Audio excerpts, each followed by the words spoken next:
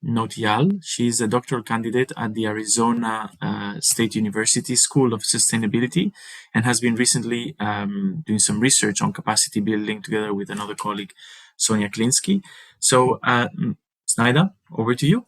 Give us an overview. Thank you, Juan. Can everybody hear me?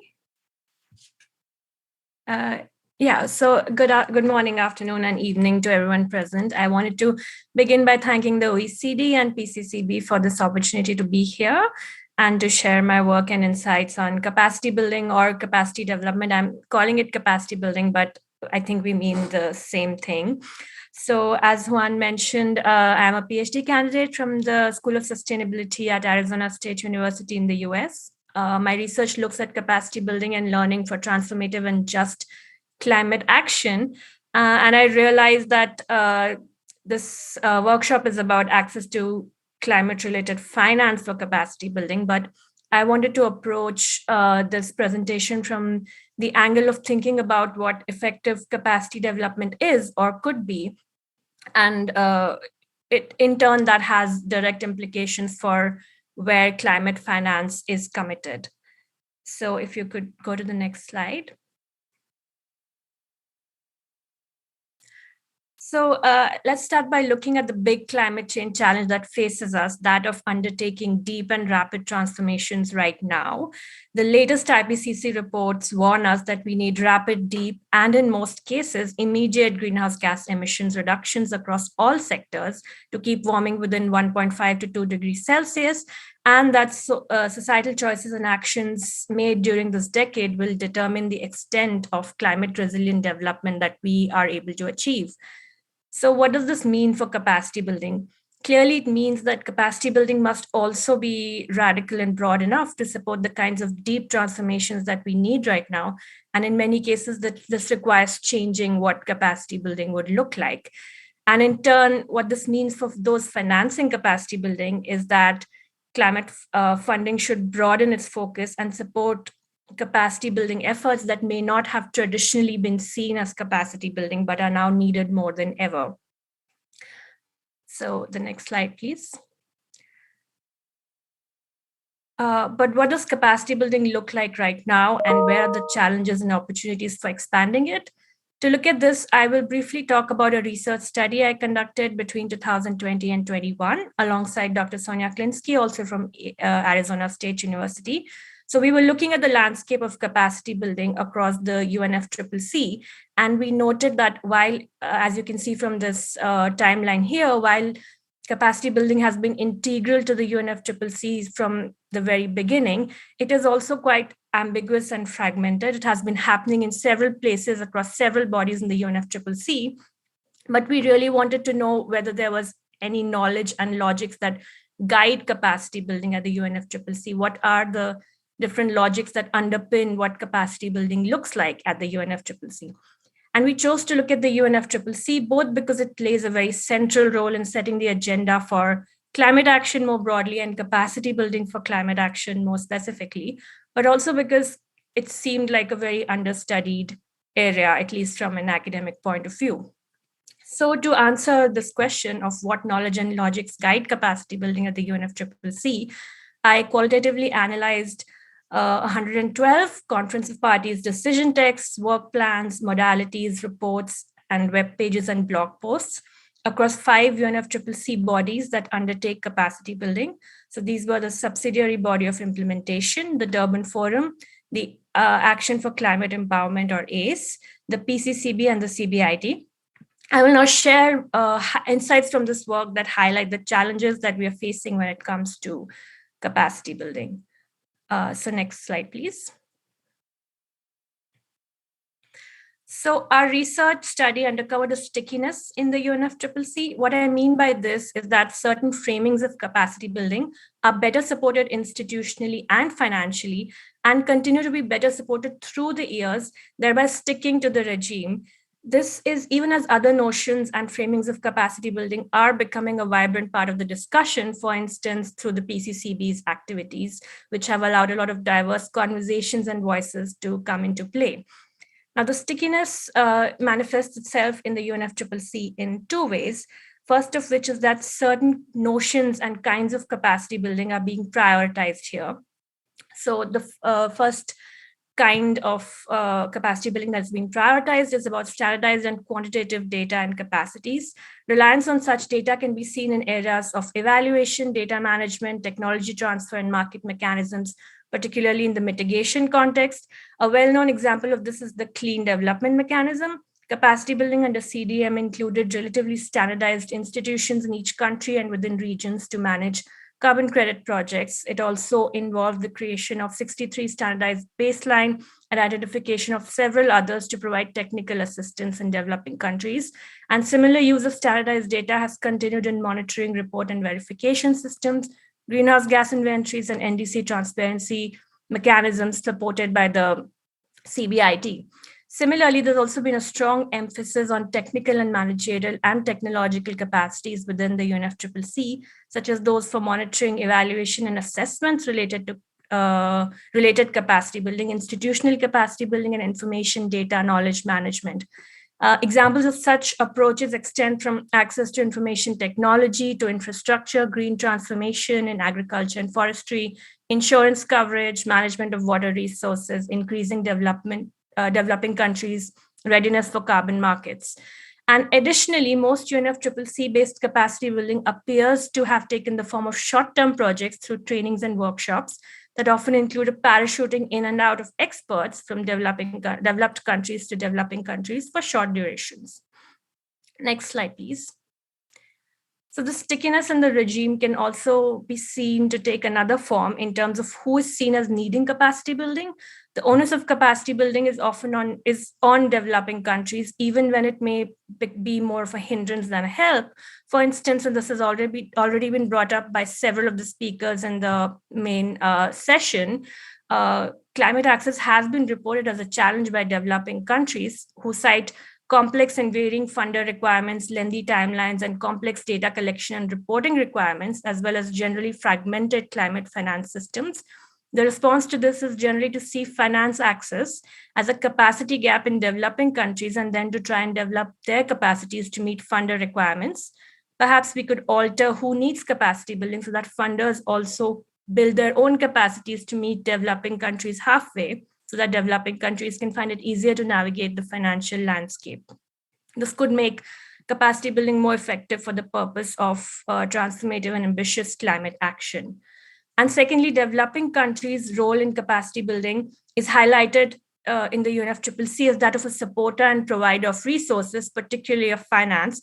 However, it can be argued that developed countries themselves also need capacity building, particularly in areas where they need to make progress, such as sustainable consumption and nature-based and place-based approaches to development. Next slide, please. So I'll give a very quick illustration of the stickiness and what I mean by the kinds of capacities that receive more support than others by contrasting the CBIT and the PCCB. These are both bodies that were established explicitly for capacity building under the Paris Agreement in 2015, but both have very different mandates. While the CBIT's mandate is based around the enhanced transparency framework and supporting developing countries in reporting on the aid they receive and the climate action they undertake, the PCCB is concerned with overall coordination and collaboration on capacity building across the UNFCCC.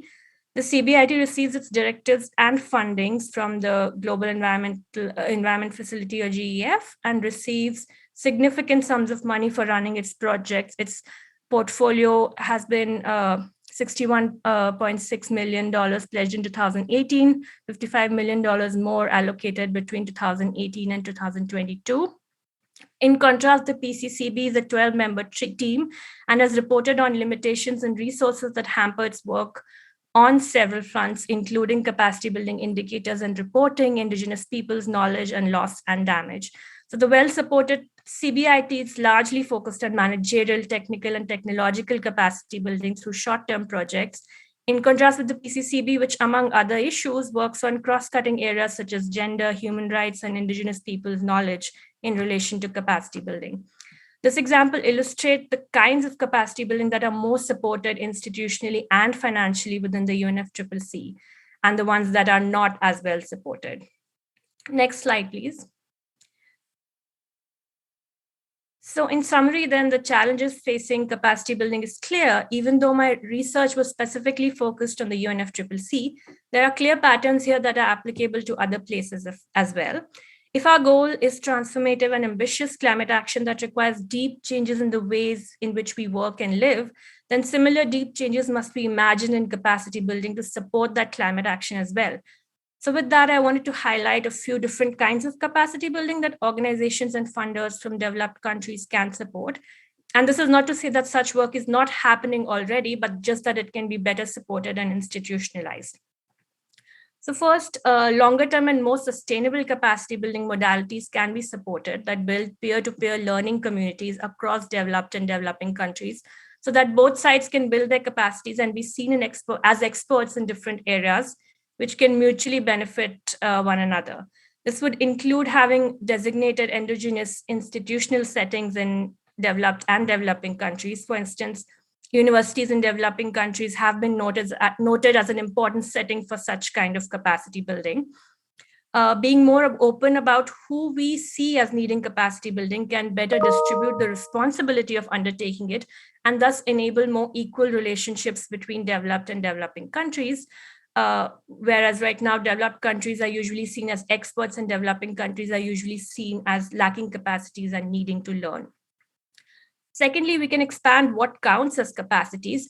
Capacities can and should include cultural, spiritual, and arts-based skills and ways of knowing, with particular attention to local and indigenous knowledge. These kinds of knowledge should be acknowledged as important and integrated meaningfully across capacity building projects, but with mutual respect and participation of those who are the carriers of such knowledge. And then thirdly and relatedly, we need to openly examine and discuss more and more frequently the knowledge politics of capacity building. What I mean by this is that we need to think about who sets the agenda and creates the vision for what capacity building is able to do, where resources are coming from and who controls them, who benefits and does not benefit from capacity building, and how can we meaningfully increase participation for marginalized groups across capacity building. Next slide, please. So thank you. That was my presentation. Here's the citation of our research paper from which I had based the presentation. And I look forward to, please do reach out to me if you need a copy of the paper or if you want to talk about something else or have potential collaborations in mind. And I look forward to the rest of the discussion. Thank you so much, Naina. Very, very interesting points, especially those on the need to go very deeply into the changes of capacity development to actually lead to this transformational change that we're all hoping to achieve. I'm going to move quickly to the next presentation by Hannah. I don't know if you can see this one now. Yeah. Hannah Binchi. I don't know. Are you in the group? There seems to be some problems with the group allocation. Yes, I'm here. Thank you. Yes, perfect. So Hannah Binchi is joining us from the Foreign and Commonwealth Department in the UK, and she's going to be talking to us about the Task Force on Access to Climate Finance. She was a previous DAC delegate, so she knows the OECD very well. Over to you, Hannah. Thank you very much, Juan, and thank you to all of the co-hosts for the opportunity to present on our work today. I'm going to speak to a specific new initiative that the UK is leading on, along with a consortium of others, which is trying to address some of the key access issues for climate finance. It's called the Task Force on Access to Climate Finance. Next slide, please. So the task force was established following feedback we heard from climate vulnerable and developing countries that the mechanisms for accessing climate finance were not efficient, slow, complex, and resource intensive. Very much what we were discussing today in the first part of the panel discussion. And we understood that this was driving and exacerbated by a lack of capacity to meet these demanding processes. And as I was saying, we've heard from today that capacity in recipient countries to access these funds is crucial to that. The task force was committed to at the Climate and Development Ministerial, which took place on the 31st of March 2021. It's guided by a steering committee, which consists of 6 recipients and 6 member countries and organisations. The providers are both bilateral and multilateral, and the steering committee is co-chaired by the UK and Fiji, and the UK currently provides the secretariat function. The objectives of the task force are to address climate vulnerable countries' concerns by delivering system-wide changes in access to finance for climate. We're aiming to have finance aligned behind national climate action plans and broader national economic planning, and use a programmatic as opposed to a project-based approach that matches commitments to a coordinated offer from both bilateral and multilateral partners. The focus of the task force work is on LDCs and SIDS, although this is not exclusive. Next slide, please. In order to, and the next one. In order to deliver on these objectives, we as the steering committee, and in consultation with many other organisations, including some of whom are on the panel and speaking and participating today, we have published principles and recommendations. These underpin the new approach that we are setting out and contain actions that we hope both recipients and providers will be able to align to. We have announced 5 pioneer countries who are trialling the new approach. These are Bangladesh, Fiji, Jamaica, Rwanda and Uganda. And it's likely that a further set of trial countries will commence next year. And the UK has committed £100 million for implementation of this work. This funding is very much about trying to address some of the blockages and put in place new systems and lessons learning, rather than directly funding the work that takes place against climate action plans. And it will include a small amount, if countries prioritise this, of technical assistance and or long-term secondments and placements of advisors in government ministries and donor country offices to help with capacity development. Next slide, please. The principles and recommendations that I mentioned are designed to guide providers and recipients of climate finance with the objective of improved access to that finance. Currently, the steering committee members are working through how to align their operations to these principles and recommendations. A major part of the work of the task force is lesson learning, and the Secretariat is collating the experiences of steering committee members, pioneer countries and others as part of an annual report to be published ahead of COP27 and then in preceding years. The link to the principles and recommendations is included on the slide. Additionally, the Secretariat, supported by others, is considering how best multilateral providers could respond to the principles and recommendations and prioritise action to meet the most pressing needs of recipients of climate finance. On the steering committee, the World Bank and GCF are present, and the Secretariat is also engaging with the IMF and GEF in the first instance to discuss potential involvement in the work of the task force. Our ambition is not limited to these organisations, and we will continue to look for opportunities to engage with others. Under this work, we're looking at how we might measure timeliness of disbursement. When does the clock start? What is the requirements on countries prior to bids being submitted? Looking at harmonisation and whether we can create better harmonisation in application rules, risk registers, evidence required, etc. We are looking at the GCF and GEF's joint vision for country programming and whether this could be extended to include other organisations, whether there is a role for the IMF in supporting alignment of economic policy and planning in respect to climate finance, and recognising that all these organisations have plans in place and work in the climate space and improvements that they are already aiming to make. And we're trying to see how these improvements can come together to form a greater offer. Next slide, please. So key to this work is the series of country trials that I explained had commenced. The idea is that these are country-led trials implementing the new approach set out in the principles and recommendations, working with the donors in country. But we fully intend to use these to publicise lessons learned from what has and hasn't worked, both on a regional basis and globally, hoping that others will be able to learn from this and adopt the approach. I've got a few examples of some of the work happening. So in Uganda, we had the government of Uganda working with the UK's British High Commission in Kampala to identify priority actions to deliver a step change in access to finance at pace at pace in alignment with Uganda's National Development Plan 3 and its forthcoming revised NDC and implementation plan. Alongside this, GGGI and the Government of Uganda have developed plans for Uganda's first climate finance unit within the Ministry of Finance, building on Uganda's Climate Change Act. The principles and recommendations of the task force have been fully integrated into the development of the unit. The Climate Finance Forum is also engaged in the development of the unit, engaging donors and other key partners, including LifeAR. This forum should also ensure engagement of the wider donor group in the development of the country trial. The EU are looking to help fund the Climate Finance Unit.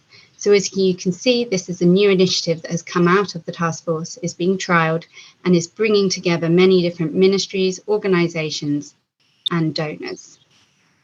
In Rwanda, we have close coordination now underway between the Ministry of Environment and other members of the steering committee for the task force. The next steps in their work include developing a work plan for task force activities and a German funding coordinator sitting with FONEWA, which is Rwanda's Green Climate Fund, to coordinate this work and establish the work plan. They will support implementation and report on progress on achieving the objectives of the pilot. They will also lead on the reporting and knowledge management for strong peer-to-peer learning. In Fiji, the Fijian government is working with the UK's British High Commission to put finishing touches to a paper setting out the main areas of focus for their trial. These are likely to be fourfold: support for implementation of Fiji's new Climate Change Act, including building relevant structures and coordination across line ministries, a shift from projects to programmes, including consideration of possible budget support, mobilising private sector engagement, including hotels, circular economy, private sector investment, e.g. blue bonds, and working with the GCF to pilot innovative approaches in the Fijian context. The British High Commission is exploring engagement of other donors and getting a donor coordination mechanism in place. Next slide, please.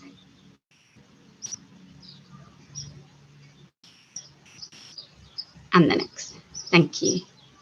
So our focus for this year, we're using COP27 as a bit of a staging post in measuring progress. We hope to have the steering committee members having made concrete progress on aligning with the principles and recommendations and prioritising those that they will address first. To have major climate finance providers aligned with the same principles and recommendations to ensure a coherent approach that delivers a system-wide change in access to climate finance. For pioneer countries to share their perspectives of implementation and to assist others in learning from these. And for the task force to have been raised at relevant major international events and conferences throughout the year. This last point I would like to focus on very briefly before I wrap up. We are very keen to get as many countries and organisations involved in this work. That doesn't have to be in a formal way, but in terms of aligning to the approach, learning from it, and submitting any lessons learned for us to include in our annual report to share more widely. There are various ways that organisations and countries can engage, so aligning to the principles and recommendations and reporting to the annual report, carrying out a further country trial as the host or anchor donor. These, again, do not need to be formally endorsed by the steering committee, but we are here to help and guide, and we would be interested in any lessons learnt. To engage in a regional manner, to link up with country trials and to learn from them. To speak to the same messages as board members of the multilateral climate providers, so going together with same clear aims as board members. And to speak to the world of the work of the task force and promote the aims of the work in different fora, and just to demonstrate this is something we are all committed to improving. Any questions, please do get in touch. My email address is on the final slide. Thank you very much. Thank you very much, Hannah. And I think there's one question that maybe we can briefly touch upon later in the chat on the programmatic side from colleagues from UNICEF, and maybe the colleagues from UNICEF could come back to that and elaborate a bit more on what they mean. So next we have our colleagues from the IIED, Aditya Bahadur and Clara Gallagher. Hope you can see my slides. on capacity development to support developing countries access climate-related finance. So over to you. That's perfect, Juan. Thank you very much for this opportunity to both of us to present today. My name is Aditya Bahadur. I'm a principal researcher at the International Institute for Environmental Development. Clara, would you like to introduce yourself? Yeah, sure. I'm Clara Gallagher. I'm a researcher on climate finance as well at the IIED. It's nice to be here. Thank you. Over the next 5 minutes or so, we're going to present a very operational example of developing capacities for mainstreaming climate change and accessing climate finance based on our experience of working with the Action on Climate Today program.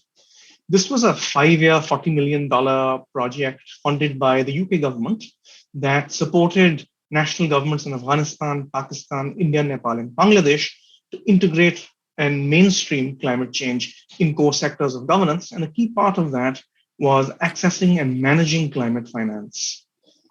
Now, the imperative for the capacity building work here, or as we called it here, strengthening climate capabilities. Everyone used different terms in many presentations today.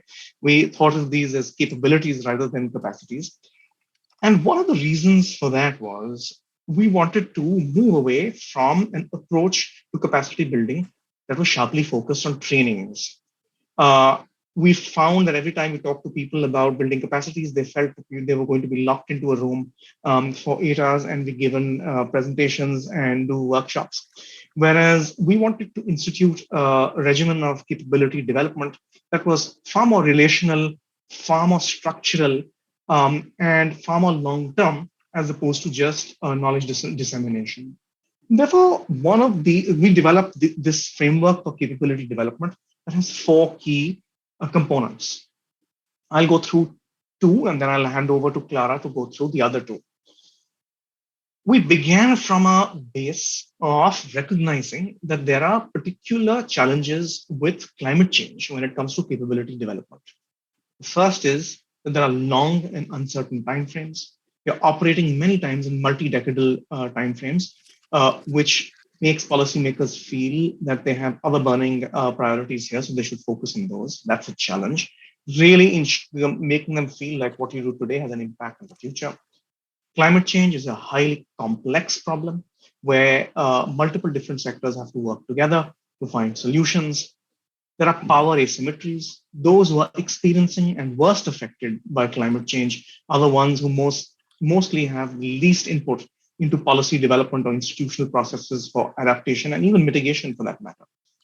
And there is a high degree of urgency where we need to take action now. What we do now locks in a climate future for tomorrow, and action needs to be taken at scale.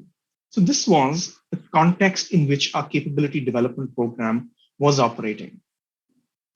Therefore, we chose 4 different kinds of entry points to start developing capabilities. We recognized that it was not feasible or useful or strategically wise to only look at particular individuals and start building the capacities, or just look at particular organizations. We had to take a comprehensive approach. So we started by looking at constituencies, developing constituencies.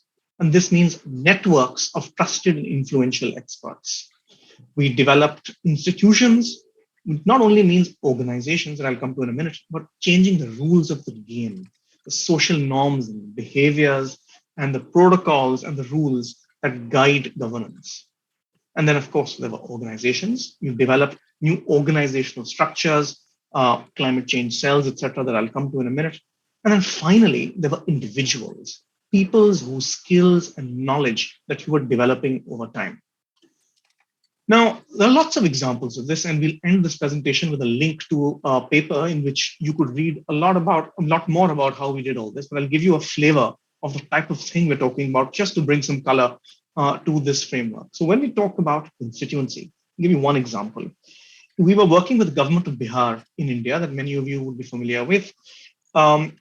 We found it particularly challenging to get the issue of urgency on climate action through to the government of Bihar. So we decided to change that.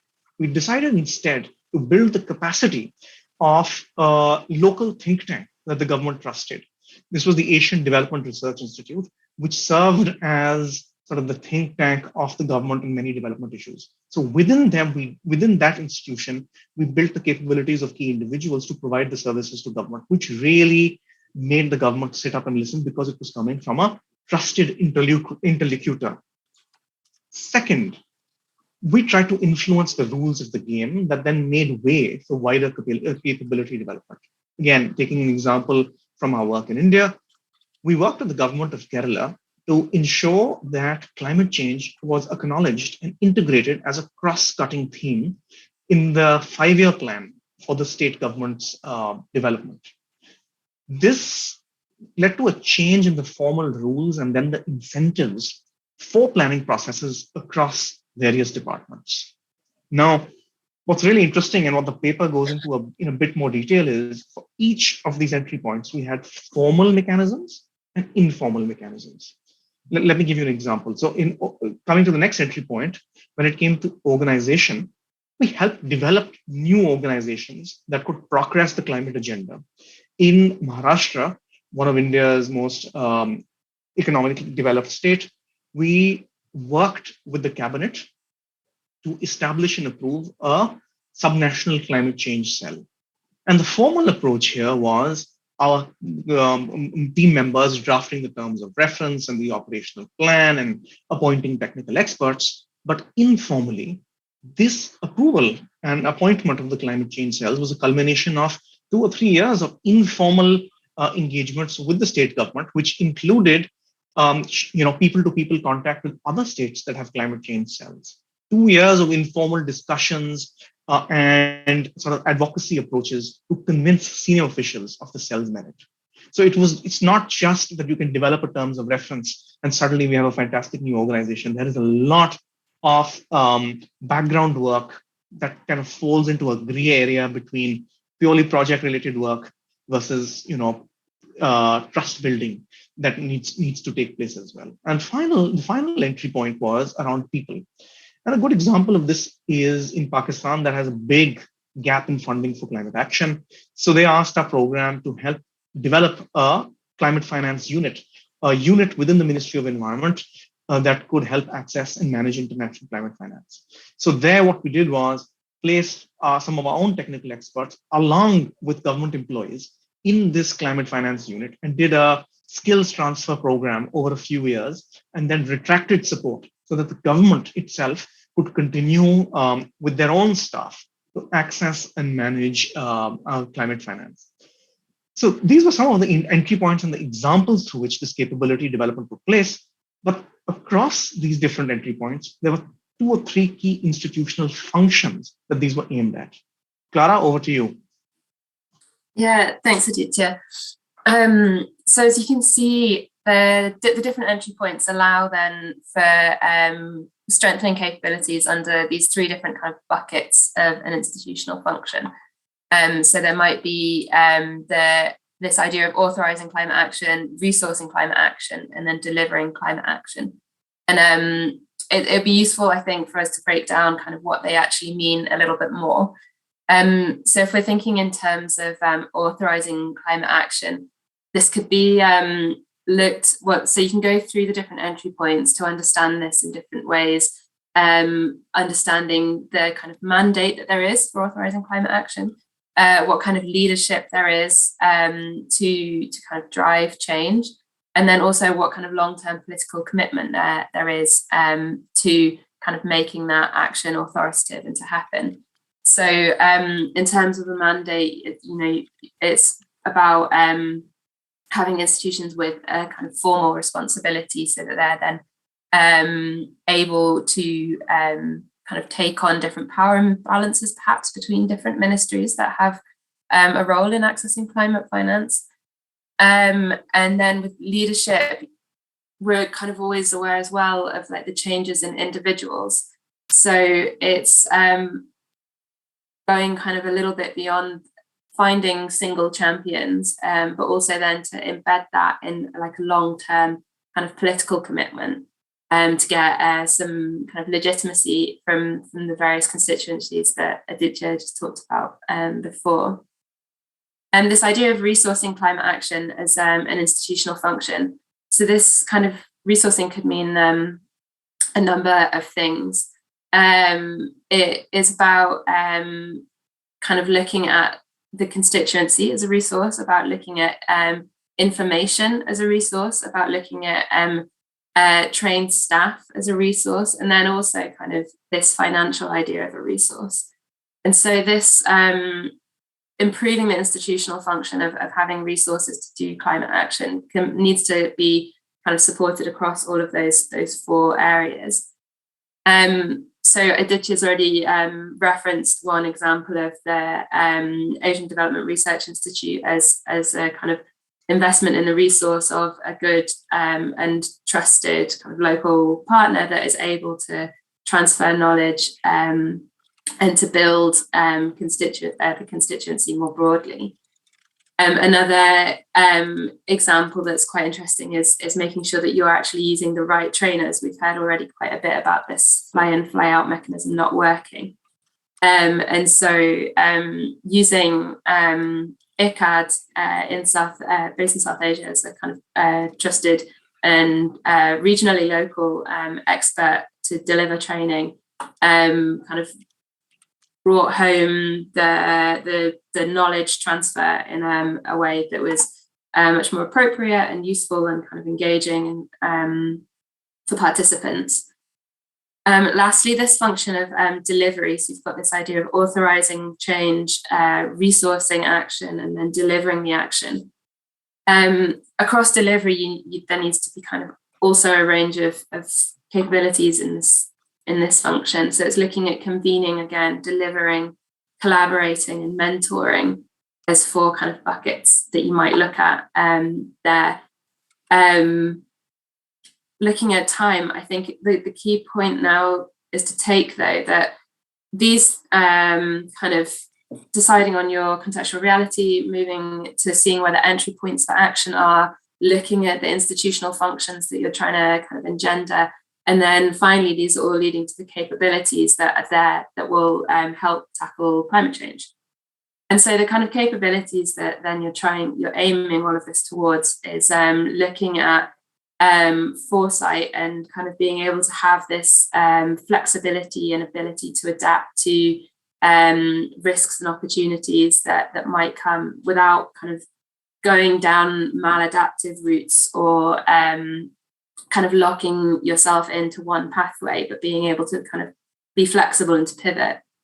Secondly, having this rapid experiential learning and adjustment process. This is being able to cope with surprise, as I say, and then having also the institutional memory and being able to kind of institutionalize some of the learning that's taking place. Building networks and reform coalitions is an important capability, because the better networked an organization is, the better its adaptive capacity to new changes will be. And then if we're looking at resources, this is about also making sure that the organization is able to put the climate agenda and put the adaptation agenda to be relevant to the constituencies that you're appealing to, and also then to the leaders that are within that. And then in terms of incentivizing change as well, this is finding ways of kind of making sure that the change is sustainable and that it's relevant to the kind of the full system, and it's equitable in its change. So this, can also include being open to experimentation and to have that flexibility and that ability to learn from when things maybe don't go so well or they fail, but then taking that as a learning opportunity and being able to incentivize change. So we've come through this kind of structure of looking at realities, finding entry points, looking at the functions of an institution, all with the aim of kind of strengthening institutional capabilities that are able to kind of deal with the urgency and the complexity of climate change. Aditya, I think I'm going to leave it there given time. Were there a final point from you? Nothing further from me, Clara. Thank you. Okay, well, thank you very much then. If you go to the next slide there, you can see a link to the research, and I can paste it if that's useful into the chat. Yeah, I think it'd be very, very useful. I think we've seen already in the chat that some colleagues find the approach very interesting, and indeed, it's a very comprehensive approach to build institutional capacity with operating in many different levels. We only have about 6 minutes, actually under 6 minutes, so we're gonna have to rely on the chat for the exchange amongst yourselves. We were clearly overambitious with this workshop, but I'm gonna move now to the last speaker, David. Don't know if you're here because we've also had some issues with the allocation of colleagues. Yes, I'm here from the beginning. So David Shimek from the Secretariat, who has been implementing a program in Central Asia, Eastern Europe, where capacity building is a fundamental aspect. So maybe David, if you could, I'm so sorry about that, but go through this relatively quickly so that we can not catch you in the middle of your presentation. Okay, thank you very much, Juan. I will try to speak fast. Can you hear me? Just a quick. Yes. Okay. Perfectly well. Thanks a lot. So hello from my side to everybody. I wanted to present to you one of the work streams of the EU for Environment Action, which is a big regional program of the European Union implemented from 2019 to 2022. And partner countries are the Eastern Partnership countries of the European Union. And the OECD is one of the implementing partners of this action, together with the UN agencies like UNEC, UNEP, UNIDO, and also the World Bank. So this presentation is focusing not so much on how the developing countries can directly access the climate finance, like through drafting financing applications or applications for financing, but what these countries actually can do before that to demonstrate their preparedness and the readiness so that they are eligible for the support beyond the defining, I would say, only the national targets or the targets on the national level for the reducing of greenhouse gas emissions. So next, please. Maybe Juan, it would be better to put it in the presentation mode, so that the people, if you can do it, thank you.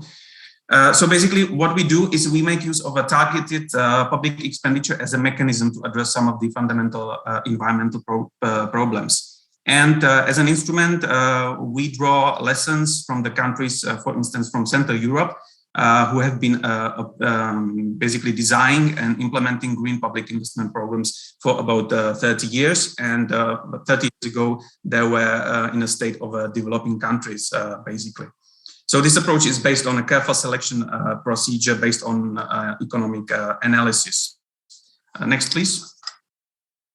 So this the components of the project are twofold. So first, it combines a programmatic approach with the sector, or in fact the subsector approach, as one investment program cannot obviously solve all the environmental issues. But however, these programs or such programs can be designed for basically any environmental sector, like for climate, natural resources, or biodiversity. And for the sake of time, I will focus on the basics of this programmatic approach and what it involves. Next, please. So why are programs needed? So many investment projects are not profitable, or their profitability is too low to attract the attention of the private sector. So basically, the government has got two options. First, they can enforce sticks. This is to force implementation by regulation. But on the other hand, they can also provide carrots, which means financially support investments of the private sector. And it has been proven by the experience that even a small technical assistance offered by the countries, by the governments, can tip the scales of the decision making towards more environmental friendly options. Next, please. So what are the objectives of our projects that we implement? The objectives are twofold. The first level objectives are what we expect to achieve ourselves. So it is in designing a green public investment program, in transferring practical skills, how to do so, but it's also in the implementation to enhance the capacities of the government to implement these programs.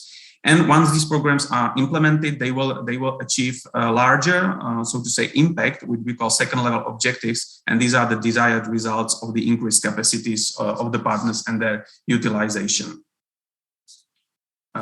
Next, please. So how to leverage private investments? So the main idea behind is to support smaller but replicable investments of the private sector, or basically any non-state actors, which can make a big impact when implemented together on a larger scale, although being piloted first on a smaller area. And this is an approach that actually many donors and IFIs would welcome, because they would like to complement large, mainly infrastructure projects with smaller investments. However, in this, they cannot but rely on the national governments to facilitate such approach. Next, please. So the key steps in the program development is actually first to review the national policy documents and discuss the national targets, and this is the area that the work has been mainly done on and well prepared by the partner countries. And also to reach agreement which concrete environmental problems should be tackled by the program. Second, we should develop a hypothesis that would contribute to achievement of these targets. This is, so to say, to operationalize the assumption. And this is usually the bottleneck which is lacking or which causes the delayed progress in achieving the national targets. As the next steps, we should define the project pipelines. These are the project types, which we do based on a market analysis. And the next steps, we calculate the